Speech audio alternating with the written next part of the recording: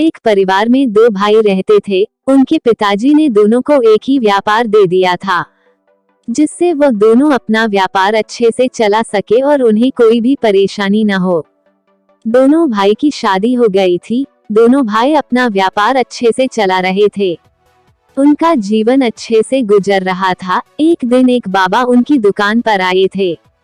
बाबा बाहर खड़े हुए भिक्षा मांग रहे थे। अभी अभी सुबह का वक्त हुआ था। दोनों भाई अपनी दुकान को खोलकर सफाई कर रहे थे। जब छोटे भाई ने देखा कि बाबा आए तो वह अपने बड़े भाई से कहने लगा कि सुबह सुबह ये बाबा यहाँ पर आ गए हैं और अभी तो हमारी बोनी भी नहीं हुई है। ये कुछ देर बाद भी तो आ सकते हैं। तभी बड़ा भाई बोला कि हो सकता है कि इन्हें बहुत जरूरत हो इसलिए यह आ गए हैं। हमें इन्हें कुछ दे देना चाहिए, यही हमारा कर्म है। लेकिन छोटे भाई ने कहा कि हमें ऐसा नहीं करना चाहिए। आप तो जानते ही हैं कि अगर हमारी बोनी नहीं होती है तो इससे हमारा दिन भी बेकार ही जाएगा। लेकिन बड़े भाई ने उन्हें कुछ दिया और वह आगे चले गए। इस बात पर छोटा भाई बहुत गुस्सा हो गया था, लेकिन उसने कुछ नहीं कहा था। दोनों भाई सफाई करके अपनी दुकान पर बैठ गए थे। उस दिन ऐसा हुआ था कि एक भी ग्राहक नहीं आया था और पूरा दिन ऐसे ही चला गया था। जब शाम हुई तो छोटे भाई ने कहा कि आज आपकी एक गलती से हमारा बहुत नुकसान हो गया है। आज कोई भी नहीं आया है और हमें खाली हाथ ही घर जाना होगा। इस पर बड़े भाई ने कहा कि अगर आज ऐसा ही होना था तो ऐसा ही हुआ है, इसमें किसी की भी कोई गलती नहीं है। अगर हम ऐसा न करते तो हमारे दरवाजे पर आया कोई भी आदमी खाली हाथ ही जाता, जबकि ऐसा नहीं करना चाहिए। लेकिन छोटा भाई तो अपने मन में यह बात समझ चुका था कि गलती भाई की है और इसी कारण ऐसा हुआ है। दोनों भाई घर पहुंच चुके थे। आज छोटे का मन किसी भी बात में नहीं लग रहा था। आज उसने खाना भी नहीं खाया था, क्योंकि वह सारी गलती भाई की ही मान रहा था। अब छोटा भाई सोच रहा था कि मुझे कुछ ऐसा करना चाहिए जिससे कि मेरा व्यापार अच्छा चले। अगर मैं भाई के साथ रहता हूँ तो वैसा हर रोज होगा। इसलिए आज उसने फैसला लिया था कि मेरा व्यापार अलग होना। जब सुबह हुई तो छोटे भाई ने अपने पिताजी से इस बारे में बात की, लेकिन वह मानने को तैयार नहीं थे। जब बड़े को ये बात पता चली तो उन्हें भी बहुत डर हुआ, क्योंकि वह एक साथ में काम करना चाहते हैं, लेकिन लगता है कि ऐसा अब नहीं होने वाला है। छोटा भाई अब किसी की भी बात नहीं सुन रहा था। वह तो अपना व्यापार अलग करने में ही राजी था। कुछ देर बाद फैसला हो गया था और छोटे का व्यापार अलग हो गया था। अब छोटे भाई ने सोचा कि अब मेरा व्यापार बहुत अच्छा चलेगा। छोटे भाई की दुकान कुछ दूरी पर थी और बड़े भाई की दुकान भी उसी ओर थी।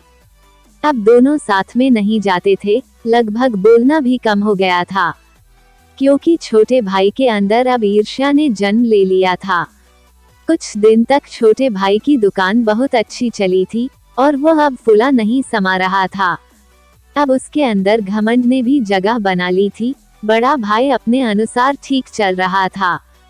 उसे तो ये बात सता रही थी कि छोटे का काम अच्छा चल भी रहा है या नहीं। लेकिन जब उन्हें इस बात का पता चला कि अब छोटे उनसे बात भी नहीं करता है तो उन्हें बहुत डर हुआ था और अपनी गलती पर पछतावा हो रहा था कि अगर मैं उस दिन उस बाबा पर ध्यान न देता तो आज छोटा भाई भी मेरे साथ में होता। मगर यह कोई नहीं जानता है कि किसके मन में क्या चल रहा था। कुछ दिन बीत गए थे। तब अचानक ही एक बाबा छोटे भाई की दुकान पर आए और भिक्षा मांगी। छोटे भाई ने मना कर दिया था, कहा कि बाद में आना। बाबा वहां से चले गए थे। अब छोटे भाई का व्यापार कुछ ठीक नहीं चल रहा था। ऐसा कैसे हो सकता है, वह सोच रहा था, लेकिन कुछ भी समझ नहीं आ रहा था। अभी तक तो बहुत अच्छा व्यापार चल रहा था, लेकिन अब कुछ दिनों से पता नहीं क्या हो गया है। जब छोटा भाई घर आया तो उसके पिताजी ने पूछा कि व्यापार कैसा चल रहा है। छोटा भाई बोला कि सब ठीक है, अच्छा चल रहा है, लेकिन वह सच नहीं बोल पा रहा था। कारण ये था कि वह किसी की भी बात नहीं सुनता था, इसलिए उसे परेशानी का सामना करना पड़ रहा था। अब वो परेशान रहना लगा था। एक दिन वह अपनी दुकान पर बैठा कुछ सोच रहा था। तभी सके मन में ये ख्याल आया कि मुझे अपने बड़े भाई के पास चलना चाहिए। मैं अपने घमंड में उनसे बात करना भी भूल चुका हूँ। मेरी वजह से सभी लोग परेशान हैं, यह मेरी ही गलती है जिससे सभी दुखी है। ये सोचता हुआ वह अपने बड़े भाई के पास गया और बोला कि मुझे माफ कर दो, मुझे ऐसा नहीं करना चाहिए था। बड़े भाई ने कहा कि कुछ भी कहने की जरूरत नहीं है, अगर मन में पछतावा आ जाता है तो हमारे अंदर से सभी गाला धारणा अपने आप ही निकल जाती है। इस तरह दोनों भाई फिर से एक होकर काम करने लग गए थे। ये बात सही है कि हम जब एक साथ मिलकर कोई काम करते हैं तो हम उस काम को बहुत आगे ले जा सकते हैं और अलग होते ही हमारी ताकत भी बढ़ जाती है। इसलिए एक साथ मिलकर काम करें और एक साथ मिलकर रहे, तभी हमें सच्ची खुशियाँ मिलती है। जीवन का यही सार है कि आपको साथ में रहना चाहिए, तभी आप कुछ भी कर सकते हैं। अगर आपको मन की जीत एक हिंदी कहानी पसंद आई है तो आप इसे आगे भी शेयर करें और कमेंट करके हमें भी बताएं।